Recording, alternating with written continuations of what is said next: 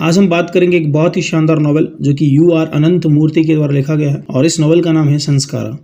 संस्कारा एक गांव की कहानी है जिसका नाम दुर्वासापुर है, जो कि कर्नाटक के वेस्टर्न घाट पर स्थित है। इस गांव के ज्यादातर लोग ब्राह्मण कम्युनिटी से संबंधित है और जो कि माधव कम्युनिटी के अंतर्गत आते हैं। इस कम्युनिटी से संबंधित जो भी ब्राह्मण वर्ग के लोग हैं वो सभी अपने धर्म को स्ट्रिक्टली फॉलो करते हैं, उनके द्वारा बनाए गए नियमों को बड़े अच्छे से फॉलो करते हैं। इस कहानी के अंदर हमें दो किरदार देखने को मिलेंगे, जिसका एक का नाम प्रणेश आचार्य और दूसरा जिसका नाम नारायण अप्पा। प्रणेश आचार्य जो कि एक कट्टर ब्राह्मण है और वो पूरी तरीके से अपने धर्म के प्रति समर्पित हैं। उन्होंने अपनी वैदिक एजुकेशन कंप्लीट की हुई है जो कि वाराणसी से की है और उसके बाद वह अपनी एजुकेशन को पूरा करके वाराणसी से दुर्वासापुर आ जाते हैं जो कि कर्नाटक में स्थित है। वेल एजुकेटेड होने की वजह से उन्हें अपने गांव में काफ़ी ज़्यादा रेस्पेक्ट दी जाती है और आसपास के गांवों में उन्हें एक बेहतर लीडर के रूप में देखा जाता है। यहाँ पर प्रणेश का मुख्य लक्ष्य मोक्ष को पाना है, कैसे भी करके साल्वेशन के पाथ पर चलना है और वो इस साल्वेशन के पाथ यानी कि मोक्ष के इस रास्ते पर चलने के लिए किसी भी हद तक जा सकता है और इस मोक्ष के रास्ते को प्राप्त करने के लिए वह आत्मत्याग करते हैं और इसकी वजह से उन्हें एक अपंग महिला से शादी करनी पड़ती है और उस अपंग महिला की वो काफ़ी सेवा करते हैं और ब्रह्मचार्य का पालन करते हैं। अब हम बात करते हैं नारायण अप्पा जो कि दूसरा कैरेक्टर है।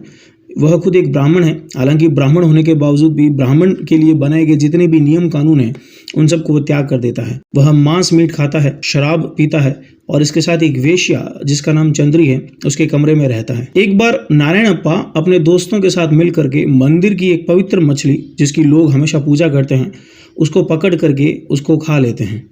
गांव वाले को जब इस बात के बारे में पता चलता है तो उन्हें बहुत गुस्सा आता है और वह प्रणेश आचार्य के पास में जाते हैं, क्योंकि नारायण अप्पा प्रणेश आचार्य को अच्छे से जानते हैं। प्रणेश आचार्य को लगता है कि नारायण अप्पा को समझाया जाना चाहिए कि वह गलत रास्ते पर जा रहा है। हालांकि गांव वालों के कहने पर प्रणेश आचार्य ने उसे समझाया भी, लेकिन वह नहीं माना। एक बार नारायण अप्पा बीमार पड़ जाते हैं, बहुत ज्यादा तेज बुखार उन्हें आ जाता है जिसकी वजह से उनकी मौत हो जाती है। जब इसके बारे में प्रणेश आचार्य को पता चलता है तो वह कहते हैं कि जो व्यक्ति मरता है उसका अंतिम संस्कार करना बहुत ही ज़्यादा ज़रूरी है, लेकिन कोई भी ब्राह्मण उसका अंतिम संस्कार करने के लिए तैयार नहीं होता है, क्योंकि नारायण अप्पा ने काफ़ी ज़्यादा पाप किए होते हैं और इसके साथ ही मंदिर की पवित्र मछली को भी उसने मार दिया था, जिसकी वजह से उसका कोई भी अंतिम संस्कार नहीं करना चाहता है।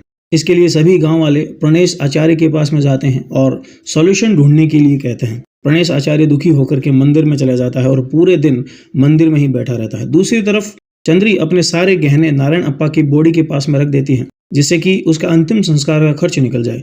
जब यह बात गांव वालों को पता चलती है तो वह सभी अंतिम संस्कार करने के लिए तैयार हो जाते हैं, क्योंकि उन्हें धन का लालच था। जब प्रणेश रास्ते में लौट रहे थे मंदिर से तो उस समय वहां पर वेश्या चंद्री मिली। वेश्या चंद्री को देख करके प्रणेश उसकी खूबसूरती को देख करके काफ़ी ज़्यादा आकर्षित हुए और जब प्रणेश रात को उठते हैं तो वह अपने आप को चंद्री के गोद में पाते हैं और चंद्री वहां से उठ करके भाग जाती है। जब चंद्री घर पर पहुंचती है तो नारायण अप्पा की बॉडी को देख करके काफ़ी ज़्यादा दुखी हो जाती है, क्योंकि अब नारायण अप्पा की बॉडी सड़ने लगती है और उसका अंतिम संस्कार कर देती है। चंद्री नारायण अप्पा का अंतिम संस्कार करने के बाद दुर्वासापुर को हमेशा के लिए छोड़ देती है और वहां से चली जाती है। दूसरी तरफ प्रणेश आचार्य काफी ज्यादा दुखी होते हैं, क्योंकि उन्होंने अपने आप को चंद्रिका के जब गोद में पाया तो वह उसे एक पाप की तरह मानते हैं और सोचते हैं कि वो इसके लिए तपस्या करेगा और गांव वालों को सब कुछ बता देगा। हालांकि वह गांव वालों को कुछ भी नहीं बताता है और अपने आप को बहुत ही ज्यादा गिल्ट महसूस करता है और गाँव को छोड़ करके हमेशा के लिए चला जाता है। लेकिन